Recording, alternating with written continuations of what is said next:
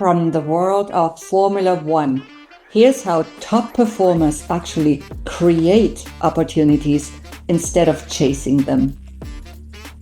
Welcome to Rise to Lead, where unique perspectives redefine leadership. Here we are again on Rise to Lead. Today I am tempted to say race to lead because I'm here with Shauna Wu from Seattle, who has done exactly that.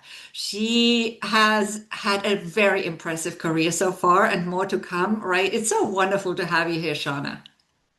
Thank you for having me, Regina. I'm so excited to get started. Wonderful. So am I. So Shauna Wu is a marketing executive, motorsport partnership strategist, and founder of the Shauna Wu Project, where she helps brands and media platforms build meaningful partnerships in global motorsport. With more than 20 years of experience, including launching award-winning partnerships with McLaren Formula One, she now advises brands, athletes, and creators on sponsorship strategy and storytelling, while also leading initiatives that support women building bold careers in sports marketing. And there's certainly more to that career, and there's more in the description to this podcast. I mean, it's hard to put it all in a few lines, right? But Shauna, thank you so much again for joining us here. I'm really, really excited uh, about this conversation and about what you will share with us today. Yeah, so thank you for the warm introduction. Yes, it is a lot to fit in a very short amount of time. But essentially, as Regina shared, I've spent 20 plus years building high growth marketing engines across Microsoft Smartsheet, scaling from 50 million ARR to a billion ARR. I built global events, sponsorships, partnerships from the ground up. But what really drew me into motorsport actually started with my husband. And when I met him in 2007, and this will be almost 20 years ago, and he taught me how to ride motorcycles, and I got my motorcycle endorsement. And like 8 motorcycles later, I was riding all these bikes. And then we had my daughter in 2010. She's 16 now. Mhm. When she was 3, we taught her how to ride a motorcycle before riding a bicycle, which completely ruined bicycles for her. But she now races motorcycles, and she races against full grown men and she wins. Um, and it's not dirt bike, it's not dirt motocross, it's full track bike. So like Portland International Raceway, the Ridge, Pacific Raceways, those are all tracks that she races at. And so for me, motorsport is much bigger than just working with my clients who I love. I had the opportunity to launch a partnership with McLaren Formula One. I'm more familiar with Formula One and MotoGP than your average fan. Definitely, I follow pretty Yeah. closely, and I work with clients in Formula One, advising them. So I naturally move fast, run on a very high RPM, and I just like to get stuff done very quickly. The clients that I work with move very fast, so it's the right lane for me. This is the right lane for me. Yeah, it seems to go with your personality, definitely, which is amazing. You know, when we find that thing that really where we can flourish, where we can have have fun with and where we can feel that joy of work, right? Because that is so important so that we can actually have a sustainable career. And your career has been very remarkable so far, as we said. So how did you manage to position yourself for the roles you wanted, not just for this current role that you have created for yourself, but also for previous roles? Share with us. So I believe that. Um, so I'm going to give you a tip on how I strategically network, but Mhm. I'm also going to talk about believing in yourself, Okay, right? let's start with the believing in yourself because I want to go more into the details of the strategically Okay. networking. Okay, so if you don't believe in yourself, you can't expect anybody else out there, a future employer, a colleague, a C-level executive, you can't expect them to believe in you if you don't believe in yourself. So you first have to uncover, what do you see yourself doing? Where do you see yourself? And my 10-year career vision is to work in Formula One and MotoGP when women are racing. And now I'm already, that's a 10-year goal. And it could happen in less than 10 years or maybe around there, but I'm already working with the biggest female names in Formula One right now already. So I had to believe in myself. I had to believe in my um, areas of specialty, the things that I've really grown into, honing my craft, which is translating sponsorship strategies and how to partner with brands and how to activate it just beyond a logo on a car, right? That's my specialty.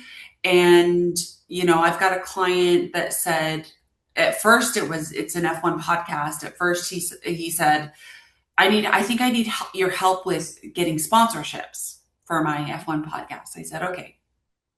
And we started the conversation. The first conversation that we had started with, I could use your help with sponsorships, and it ended with, you could be my business manager. So Wow. Yeah. so it's about positioning your value and believing in yourself and positioning ways that you could be helpful to people. Which brings me to the strategic networking piece of it. Yeah. What's your approach on that? Curious. Yeah, so I don't think of it as networking. I think of it as ecosystem building, Hmm. right? And as much as we love and hate LinkedIn, that's kind of our only option for professionals, entrepreneurs. I mean, I'm sure there's other apps out there and other social media platforms, but in Hmm. terms of being a thought leader, and getting connected with the right people, business decision makers, LinkedIn is where it's at. So most people approach networking very transactionally. Hi, great to be connected, would love to pick your brain. Nobody loves hearing, I want to pick your brain. It's like, That's that's the so last true. thing I want to do. That is so I true. approach it with curiosity, Hmm. then value creation, and then long term thinking. So I ask questions like, where's this person trying to go, and how can I help them get there faster? And then I follow up with a real idea, a connection, a strategy, how I built relationships in Formula One, tech, and then the proximity matters, right? So I intentionally connect with people where the future is being built. That's a game changer. So when I think about strategically networking, you should always be connecting with people that are smarter than you, that have more experience than you, people that you can learn from, people that you admire. And the true unlock here is, and what helped me get to where I wanted to be, this is something that's very actionable, is connect with people on LinkedIn that you've never connected with, or you're already connected with, and you reach out to them. These are the people who have jobs that you want to have, or work in an industry where Right. you want to work. And you approach them, stalk their profile a little bit, look at a recent podcast that they were on, and say, hey, I really loved this part of the podcast. Would you be open to, or would you be willing to, the keywords are willing to, would you be willing to take a 15-minute call so I can learn more about your career journey in blank? And in my case, it was motorsport, Formula One. And the reality is, people love talking about themselves, right? And that conversation is very different from, are you hiring? Will you hire me? Um, it's people probably get those emails and messages all the time, but asking for time, would you be willing to share about your career journey and how you got to where you are? A lot of the times the answer is yes. And my rate of return, Regina, on outreach and networking, it's about 10 out of 100. Actually, it's higher than that now. Before, when I had a smaller following, it was probably 10 out of 100. Now it's closer to probably like 20 out of 100. So Okay. not everybody's on LinkedIn. Not everybody checks it. Not Yeah. everybody, but if you stay consistent, then it could be a really powerful tool for you. Right. That's really awesome. And that's how you've built some very powerful partnerships.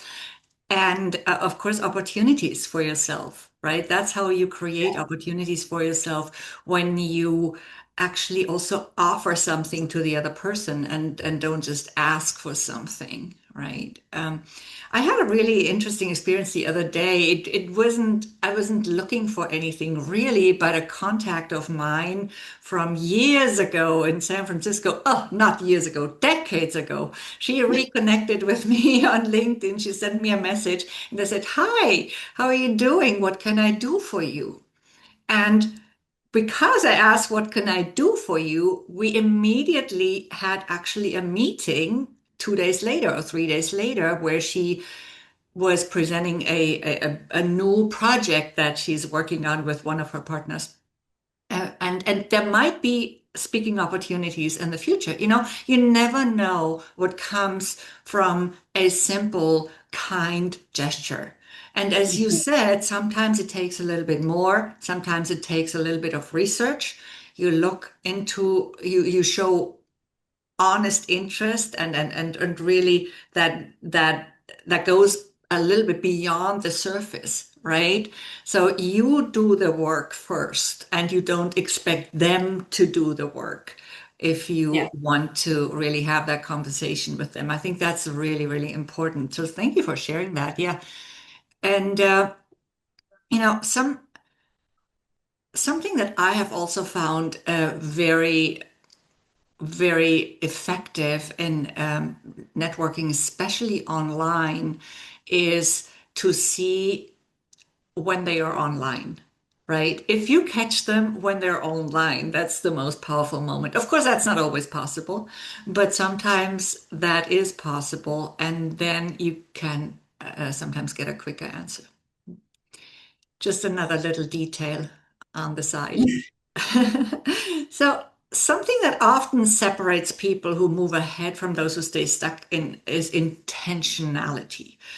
So that purposeful action and aligned action, right? But also intentional action. So, how intentional have you been in shaping your career and the opportunities you pursue? I would guess very intentional from what I've heard so far, but can you maybe expand on that a little bit? Yeah, so I would say I wasn't always as intentional as I am now. Mhm. It's a muscle that I had to build. And it's very similar to being the tactical person in the details for a long time and then opening up to how to be a strategic thinker, right? I was tactical for a really long time and then I had to unlock how to strategically think, which led me to leadership roles, right? So these are muscles that you have to build. Intentionality is a muscle that you have to build. Um, I'm so intentional with my time. I think Taylor Swift said this on something, but I've been saying it before Taylor Swift said it. And it's that my energy is my highest currency and I'm expensive, right? I'm not putting myself on sale for anybody.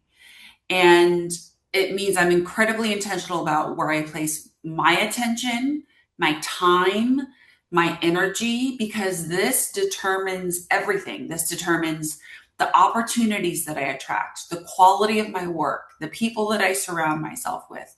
Practically, it looks like saying no more, protecting my calendar, choosing aligned partners, not operating from urgency or scarcity, and then energy compounds. It's just like capital, right? So I invest it very wisely. Another example outside of work looks like, my husband and I have a rule of no phones in the bed. We do not sit and scroll on our phones in bed either at night or in the morning when we wake up, and we wake up together. We don't look at our phones, and we make our coffee and we sit down and we talk about whatever we want to talk about without our phones. So Love it. it's this intention of, you know, Hmm. I look at my phone when I want to look at my phone. My phone doesn't look at me when it wants me to look at it. And Right. it reduces that sense of urgency to be like, oh, I need to check my email first thing in the morning. No, I am the CEO of my time, right? Right. And And what's brilliant though, Shauna, if I may interject that, is that you have a partner who wants to do the same. So now you can join forces and really, yeah. remind yourselves mutually if somebody slips, because I think then it becomes that also that commitment to the other person. And I find that really beautiful. So thanks for that. But please go on. Oh no, that was all I was going to share on that. I was Yeah, just saying okay. there's the practicality around, Yeah. work life is saying no, protecting my calendar and all of that. But in my personal life, it could be something as simple as, not looking at your phone for certain hours of the day. Absolutely. Love it. Love it. And it's also really great for the quality of your energy because a lot of time we talk about, the level of energy we bring or the level of energy we have available. But it's also about, okay, what's the quality of that energy that we have? And that's why self-care is very important. And potentially optimizing our energy again with that intentionality. So maybe using tools. I like to use tools for that. I study a lot of holistic healing. I love to dance, so that's how I learned about energy as well. And other people do other things, right? It doesn't really matter what it is, but really not neglect the quality of our energy is so important.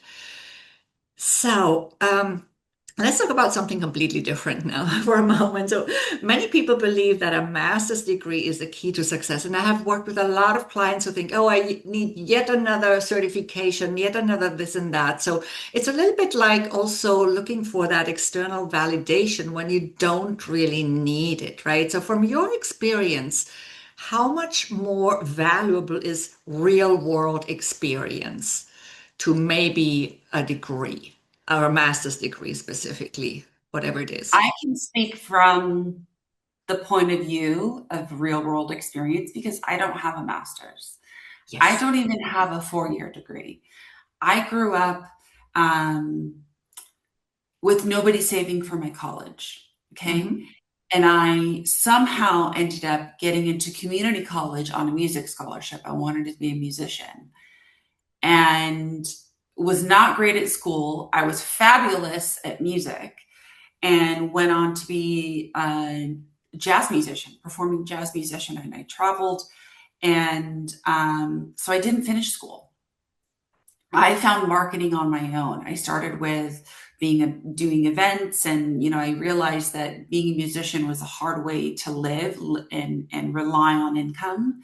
And so I got into events, and I was doing banquets, and then I was doing next thing, and I was doing 150 weddings a year, which translated to event project management.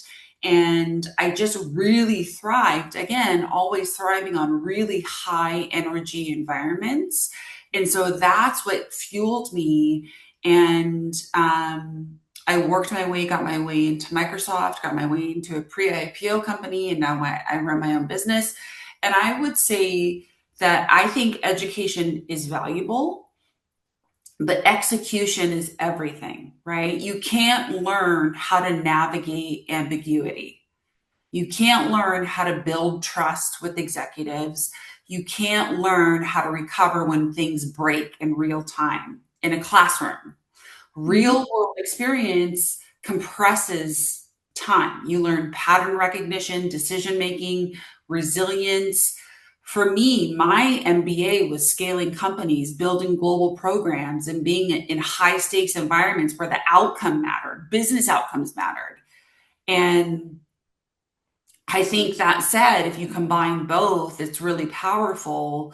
But before you choose environments where you can build, right? And I'll say today, even as somebody who is attracting clients and looking at contract work and considering projects, people aren't asking me, do I have a degree? They Yeah. don't care. People, they don't care. They see the experience is what they see, and they love that. I have the amount of experience that I do, and I think with the right combination of being at different companies, I think you can learn it all. Right. And I can, I'm somebody who has learned most of the more critical things in life by doing for sure. So I've moved to different countries and I've built businesses of which I had no freaking clue when I started. But then there have also been other moments when, of course, I had to catch up on knowledge. So, but it was like really then, knowledge that was relevant. I didn't always find the relevant knowledge right away. And even when I signed up for big ticket um, or high ticket coaching programs, it wasn't always exactly the right thing for me. But, that was just because I maybe didn't choose make the right choice in that sense always with coaching. However, there's always a way of finding the relevant knowledge that and honing those skills that you need in that moment when the time comes, right? Because we often don't know what we need, and we learn a lot of stuff. Also in school that first of all a lot of stuff that's not even true but then also a lot of stuff that we never need, right? Because it wasn't for us specifically. As you said, you weren't great at school, but you were great at music. I have a nephew like that too. and Mhm. and, and he's There's so a lot of people amazing, like that. because Yeah. yeah, school is not made for everybody the way it is made, right? So yeah, I always love to talk about the school topic, and I've talked about it a lot and written about it. But let's just move on to something else that uh, I just mentioned, right? So coaching, and I've worked with great coaches. I've worked with good coaches, but that weren't right for me, right? And that's when actually the coaching that we pay for can become a cost or an expense. But many people see coaching as a cost in general because they don't really find the right fit necessarily. But you've shown through because I watched a podcast interview actually with your coach, right? So you've Mhm. shown in that interview and through who you have brought out in yourself that coaching can be an investment that pays off in big ways with a huge ROI. And again, Mhm. always assuming that it's the right fit, right? So, what was the most valuable ROI you personally got from working with your coach? What would you say? So I would say, first of all, if you're considering looking for a coach, talk to Mhm. more than one, right? Okay. They're all going to have a different style, and everyone likes to work differently. Um, I chose a coach that was not the cheapest option, Mhm. um, but her energy was just like mine, and I was like, I've got to have that. She's going to give me what I need, and so it was a conversation with my husband as an investment. We have our own kind of fun spending money, and then we've got like the family budget that pays for, and then I've got my consulting business, right? And so we looked at it as an investment, and it hang on, let me make sure I get this right. It paid for itself within months. Within months, it paid Yeah. for itself. And like I said, she wasn't the cheapest one, right? So the ROI for me, and I think she tells me this um, because I stood out kind of across all of her clients, is I actually do everything she tells me to do and then some, right? So it's this mindset of like overachieving and doing something well, figuring out, ooh, this is working. I'm going to do more of this, right? The strategic networking. I got that from my coach, right? Mhm. And now that's a secret that I pass off to everybody who's looking to up level their career. So the biggest ROI for me in coaching is that, not only did the investment pay for itself, and talk to your significant other as an investment for professional development, right? We all are, as humans, are getting older, right? I'm in my 40s. I'm not in my 20s anymore. I can't think the way I was thinking in my 20s or my 30s, right? I have to think about how I want to evolve, and I needed help, and I knew I couldn't do it on my own. I knew I had a lot of really big ideas, but it was about turning them into actionable, executionable, um, bite size moments that led me to where I am today. And so without the coaching, I would not be here with you talking about my quote unquote success story, right? I would still be kind of stuck and, taking a sabbatical and, all of that. So, um, yeah, I believe in the power of coaching for sure, and finding the right coach and talking to as many of them as possible. Because the more you talk to, the better sense you're going to have for what works for you. And everyone's different. We're all different. Right. So it's about your needs or specific needs, right? So the coach needs to be able to attend to those needs, of course, and your desires in terms of how you want to develop and what you want to achieve with your coaching. And then it's also about, does she or he get me? I think that's Yeah. a really important one. That's also what you called. I think you mentioned it. It is energy, right? Yeah. And I think, about the pricing of coaching, you could have, first of all, it's not a bad thing to have some skin in the game because you're definitely gonna be more motivated to actually do something for your investment. And sometimes the cheapest can become expensive, right? Also in terms of the time, because it's also a time investment. It might not be a huge time investment because you should be doing the things that your coach tells you to do anyway, but in a way, it's also a time investment.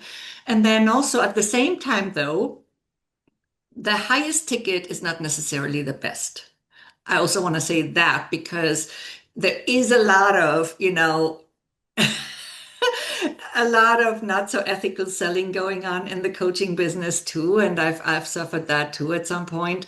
So yes, you are so right, Shauna. I would also say the same. Talk to the coach and actually make sure you talk to the coach you're going to work with, because there are coaching companies where you talk to a salesperson, but you actually never meet the actual coach before you pay. So I think that Yeah. would be my Ran into personal. that. I ran Yep. into that. I didn't Right. fall into that trap. Hmm. Yeah, I love that because it's really, really important if you do one-on-one coaching that you meet the person before, Mhm. right? Before you commit. Okay. So also one question that I ask all my clients as a coach, I'm also a coach, is what is it that you really, really want in your heart? And that's not about what others want for you, but what you truly desire. A lot of people don't actually even know. And you took a sabbatical to uncover this. So tell us about that.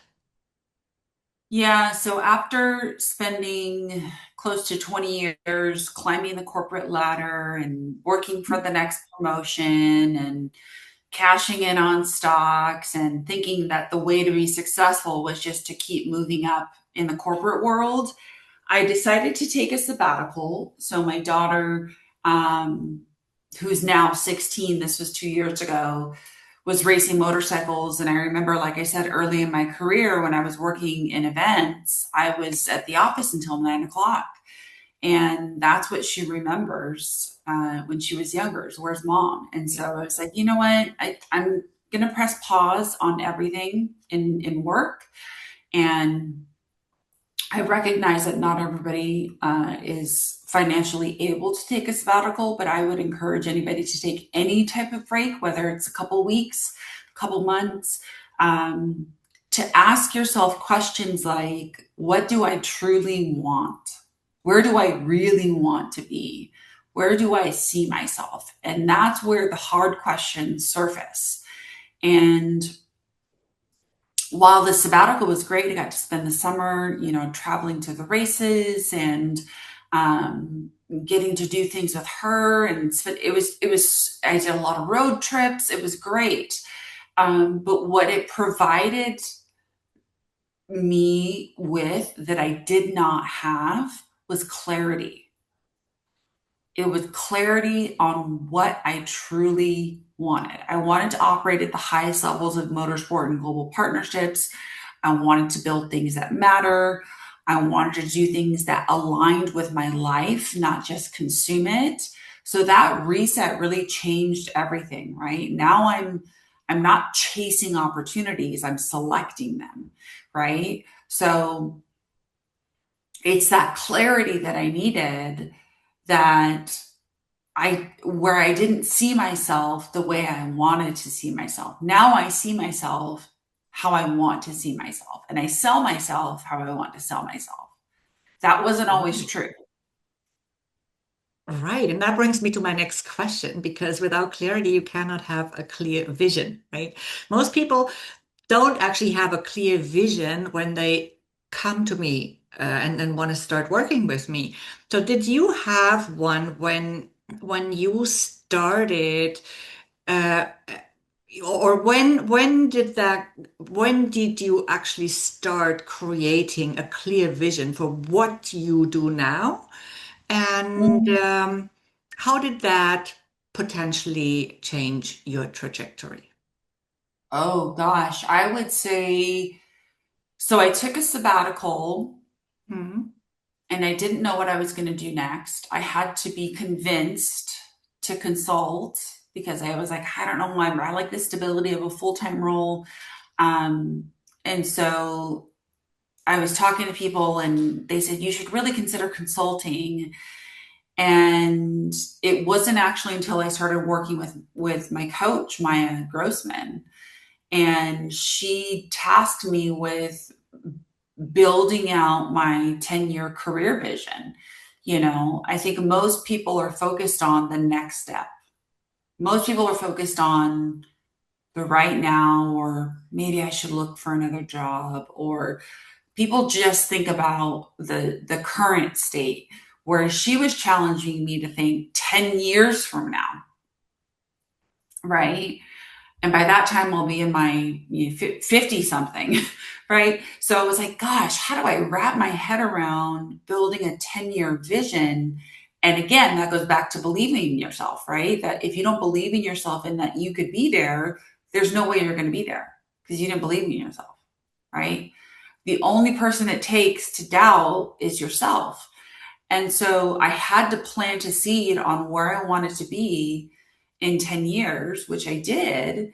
And I decided that while I'm stubborn on the vision, I'm flexible on how I get there, right? So it's not going to be one straight path. You're going to have some highs, you're going to have some lows, you're going to have maybe another high, maybe even out, dip down, right? It's going to be a very bumpy road to get there. Um, but it wasn't until I started working with Maya in late 2024, started my business January 2025, and here we are today. Yeah, that's beautiful. the flexibility is really important because if you're not flexible with that thinking, right, then you actually shut out possibilities. Because Yeah. if you have this limited perspective to call it something that then doesn't allow you to see potential other possibilities that might that you might come across along the way. Yeah. Right? Yeah. Yeah, I always also inspire my clients to open up possibilities, ask questions, right? Rather than drawing conclusions all the time, which is much more limiting. So I love that. Mhm. Yeah, I in that podcast with your coach, I also heard you say that she had you make a brag list, right? And I do something similar with my clients. I don't call it a brag list, but I have them write down 100 accomplishments, right? Or something like that. And it seems very simple, but it can be very transformative, can't it? So, what impact did that very simple exercise have for you? And I always love simple because, I think we overcomplicate far too much in life. So, what impact did that have for you? So that exercise was pretty transformative for me. Hmm.